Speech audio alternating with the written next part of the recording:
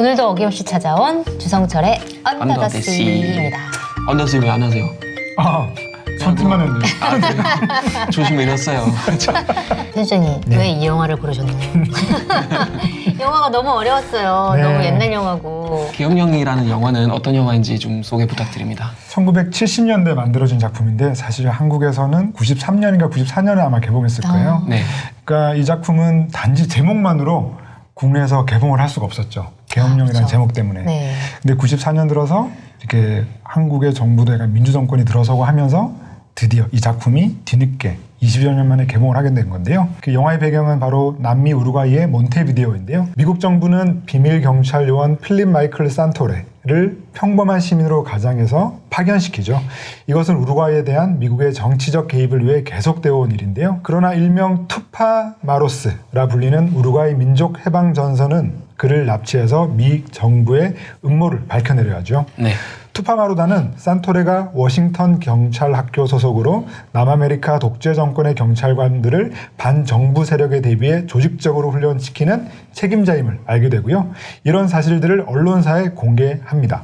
하지만 미국 정부는 오히려 산토레를 희생시키고 조직의 비리를 감추려고 들죠. 영화를 네. 유튜브 들어가서 봤는데 영화인 줄 알고 봤는데 다 불어로 된 거예요. 그래서 그 줄거리를 이제 찾아봤는데 와 무슨 스파이 영화 진짜 미션 임퍼서블하고 약간 좀 그렇죠. 비슷한 그런 스파이 네, 영화 맞습니다. 느낌도 있고요. 최근에 그 공개됐던 박찬욱 감독의 리틀 드러머걸 같은 작품하고도 조금 네. 유사성이 있죠.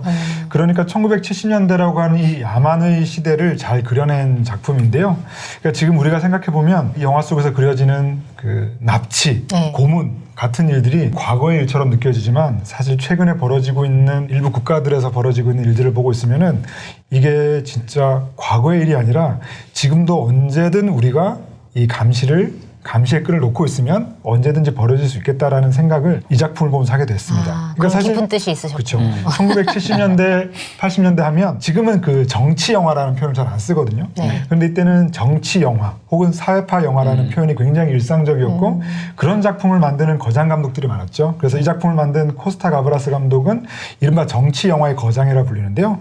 올해 부산국제영화제에서도 초청이 돼서 박찬욱 감독님과 오픈 토크 시간을 가지기도 하셨죠.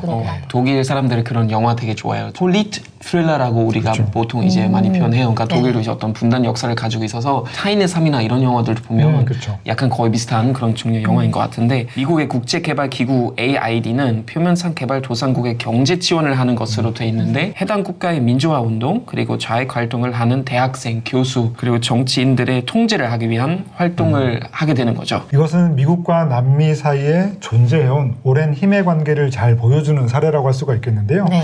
최근작 중에서도 시카리오라고 하는 작품이 저 있었는데요. 봤어요. 예, 시카리오도 보고 있으면은 사실 남미의 그 이른바 마약왕이라고 불리잖아요. 네. 네. 이런 사람들을 사실상 미국 정부가 관리해온 것으로 네, 드러나잖아요. 맞아요. 네. 그런 것들을 보고 있으면 정치뿐만 아니라 뭐 마약 그 외의 물건들에 이르기까지 이 미국이라고 하는 나라가 네. 얼마나 이 남미 그리고 최근에는 동북아 정세에 이 밑에서 얼마나 이런 물밑 작업들을 해오고 있는지 잘 보여주고 있는데요. 그래서 이 작품에서도 보면 이 이브몽땅이 연기한 이 주인공이 사실 오랜 시간 보이지 않는 사람으로 활동해 온 거잖아요. 네.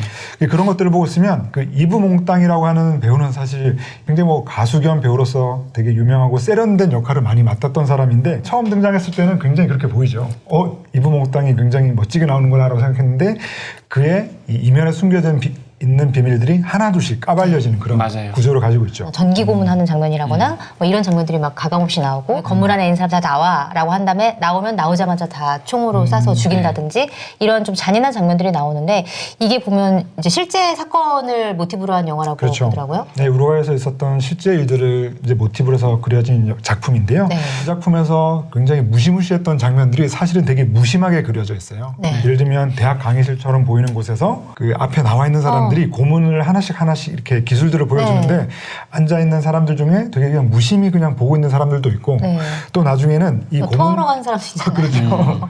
고문 기술자들이 나중에 그 뒷짐지고 있는 사람한테 가서 네. 이 전기 충격기를 대보는 장면도 있거든요. 맞아요. 네. 처음에 그 전기 충격기 가져온 다음에 이거 그렇죠. 새로운 거네 한 다음에 실험 삼아 이렇게 되거든요. 마치 그 고문 신상 네. 그런 표현 써줄지 모르겠는데 네, 고문 기술의 그 신상품을 테스트하듯이 네. 그런 장면들을 보고 있으면 와 그들에게는 이것이 그냥 장난과도 같은 일이구나라는 생각이 들어서 와, 이 시대가 얼마나 야만의 시대였나라는 생각을 하게 되죠. 그 산토레와 그 투파마로스 그 조직원이 나누는 대화도 사실 되게 인상적이었는데 이렇게 얘기를 합니다. 너네들이 도대체 원하는 세상이 뭐냐라고 이렇게 얘기를 하니까 이 조직원이 이렇게 대답을 하죠. 당신 같은 사람이 필요하지 않는 세상이다 이렇게 대답을 하는데 좌파 우파 이렇게 싸우는 그런 장면들이 좀 잘 드러난 게 아닌가 이 대화로. 이 시기에 만들어진 수많은 정치 영화들을 보고 있으면요. 장르적인 재미보다는 이 서로 대립되는 이념들을 마치 교과서처럼 네. 예, 티티카카라고 하죠. 그런 식으로 주고받는 식으로 그려낸 작품들이 굉장히 많은데요. 핵심이 바로 그것이죠. 당신 같은 사람이 필요하지 않은 세상이라고 하는 것이 굉장히 중요한데 네. 바로 그 이브몽땅이 그런 역할을 잘 해낸 것 같아요. 이브몽땅이라고 하는 존재가 왜 저렇게 근사하게 그려져 있을까? 그게 바로 그 시간이 흘러가면서 그 어떤 우리가 몰랐던 전혀 예상치도 못했던 존재의 실체를 까발리는다는 점에서 저는 이브몽땅이라고 하는 그 주인공이 네. 미국에서 단지 파견되어 온 인물 이상으로 미국이라고 하는 나라 그 자체를 상징하고 있는 것은 아닐까 예, 그런 생각을 해보게 되죠. 영화의 마지막 장면은 산토리의 뒤를 이은 미국의 AID 직원이 비행기에서 내려서 거기 이제 사람들하고 인사하고 차를 타잖아요. 네. 이제 투파 마로스 청년들이 계속 그 사람을 여러 가지 앵글에서 네. 이제 쳐다보면서 영화가 끝나잖아요. 이런 어두운 역사가 이제 반복된다라고 하는 것을 지적하고 있는 것 같은데요. 네. 그러니까 이 작품을 보면서 산토레라고 하는 인물이 처음 봤을 때는 굉장히 근사하고 신사적인 사람처럼 보이지만 그 실체가 어떠한지는 초반에 거의 드러나거든요. 네. 그런데 이 사람이 후반부로 가면서 그 실체가 그 벗겨진 걸 떠나가지고 결국에는 새로운 사람으로 대체되는 것을 보고 있으면은 저 사람도 나름의 이유로 국가에 헌신했겠지만 사실 네. 소모품처럼 다뤄지고 있는 모습을 보고 있으면은 굉장히 소름 끼치거든요. 맞아요. 그래서 사실 이 작품을 보고 있으면은 계속 그 여러 인물들이 내뱉는 대사들이 굉장히 중요하죠. 그러니까 네. 기자도 그런 얘기를 해요. 기자회견에서 아무 말도 해주지 않는데 뭘 받아 적습니까? 뭘 씁니까? 라고 얘기하면 네. 이 기자에게 당신이 택할 것은 두 가지밖에 없다. 쓰든가 이해하던가. 그러니까 안 쓸 거면 그냥 가만히 있어라 라고 네. 하는 것이고요. 네. 또 이 고문의 시대를 얘기를 하면서 한 여성 의원이 고문의 시대를 끝내야 된다 라고 이렇게 지적하는 장면도 있고요. 네.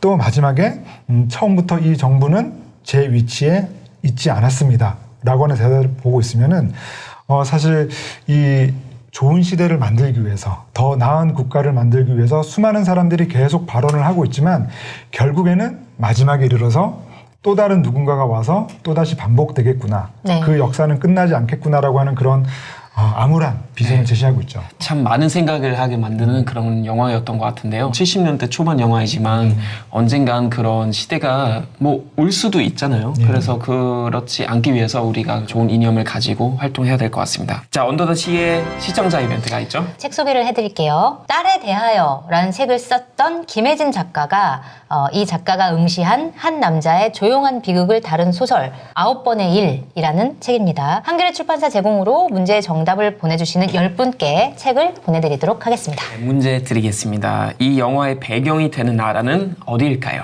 1번 우루과이, 2번 우루사, 3번 우리 차짜, 4번 우리나라 좋은 나라. 우리 말씀드릴게요. 차짜는 우라차짜. 아, 우라차차구나. 죄송해요. 안 마셔본 차라고. 다시 한번 말씀드릴게요. 자, 1번 우루과이, 2번 우루사, 3번 우라차차, 4번 우리나라 좋은 나라.